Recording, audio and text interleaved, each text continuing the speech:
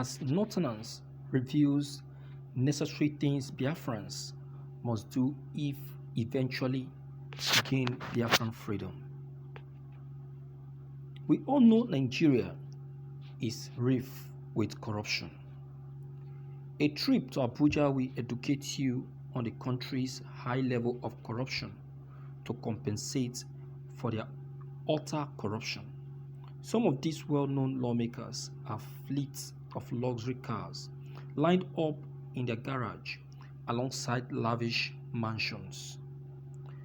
The moral decadence and illiteracy rates are exponentially high, with the theory of the rich continue to get richer while the poor masses get poorer after being steadily deprived and exploited. This has led to a lack of job chances for the youth, both skilled and tertiary graduates. Monopoly is the order of the day in the country where one man wins it all. The Industrial Revolution never saw the break of the dawn in Nigeria, even with all the abundance of natural and mineral resources it's blessed with. The greatest of all of Nigeria's assets is its large population, which can be translated into human resources, the workforce for the Industrial Revolution. Notably, the mismanagement of both human capacity and natural mineral resources has resulted in the need for the populace, mainly youth, to find an alternative to their survival. Some have ventured and prospered in cyber fraud, popularly known as Yahoo, while others have found the new gold mine, terrorism. Things are falling to become worse. Insurgents in the northeast killing young and old alike. All these prelude factors have led to the calls for revolution and emancipation. The Southerners believe that they have seen it all and are obviously fed up with one Nigerian project. It won't be proper if anyone should blame the Biafrans, Northern elders claims, and also their western neighbors, Oduduwa, for the craving to succeed from Nigeria. The South and the East hold a substantial stance in sanctioning the wholeness of the Nigerian economy. The crude oil, which has come to be the significant factor of corruption to our leaders, is explored mainly from these regions. Still, these regions are barren of evolution, infrastructure-wise and in every other facet. With the look of things and the recent uproar associated with the proposed resignation of Mr. President Buhari, Nigerian splitting is imminent. People can't take this anymore if that splitting finally happens and Biafrans breaks away completely. They should do these things very fast. 1. Embrace technical education. This is why Nigerian formal education is in shambles and graduates are unable to uphold their certificates. They were forced to research imaginary topics during their school years, studies that had little bearing on solving real-world problems.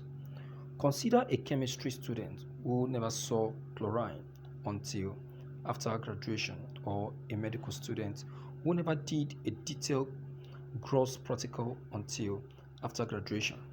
Alternatively, an engineering student who is unable to construct a toy or car hilarious. This is a mistake that Biafrans should avoid. People from the South, and Southeast have a mental aptitude of technology skills, and the Biafran nation should assist them in achieving this. Late Ojukwu was blind to this. If he had spent his time training Biafran scientists, he would have won the war.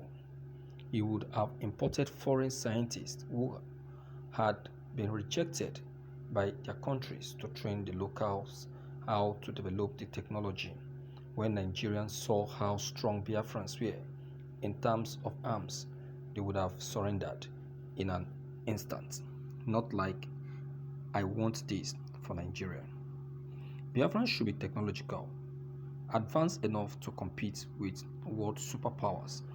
Nigeria failed in this region, but Biafran should not.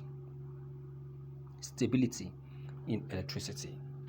Stable energy is the most important thing Biafrans must achieve first. I am certain that the Biafrans will advise and also devise an energy source to accomplish this. The presence of a stable electricity supply would go a long way in the industrial, technical, commercial, and the digital revolution of proposed Biafran, unlike Nigeria. 3. Be friends with the Yoruba people. Biafrans should put the past behind them.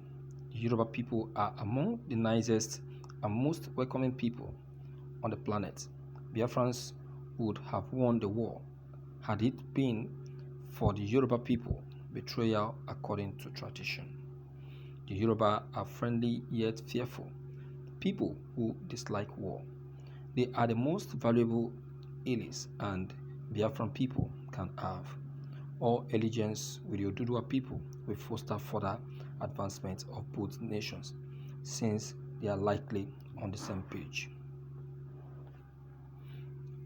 As for we the Northerners, we are also friends, but then we need your cooperation.